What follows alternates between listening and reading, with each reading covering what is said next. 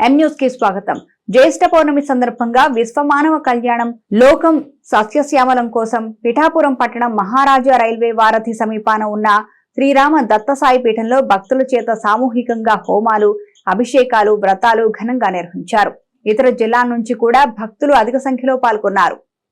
ముందుగా భక్తుల చేత లక్ష్మీ గణపతి దత్తాత్రేయ స్వామి వాళ్లకు, కాశీ విశ్వేశ్వర స్వామి నవగ్రహాలకు విశేష అభిషేకాలు, అర్చనలు జరిపారు. అలాగే లక్ష్మీ గణపతి హోమం, దత్త హోమం, ధన్వంతరి హోమం, నవగ్రహ శాంతి హోమం, దత్తవ్రతం జరిపించారు. స్వామివారి పల్లకి సేవ నిర్వహించిన అనంతరం భక్తులందరికీ వేద పండితుల చేత ఆశీర్వచనాలు అందించారు. ఈ సందర్భంగా భక్తులు, శ్రీరామ దత్త సాయి పీఠం నిర్వాహకులు వజ్రపు సత్యనారాయణ మీడియాతో మాట్లాడారు. ఈ కార్యక్రమంలో లక్ష్మణ శర్మ, చంద్రభట్ల సుందర శర్మ, వింజమూరి సత్యం తదితరులు పాల్గొన్నారు. శ్రీ గురుదేవ దత్త.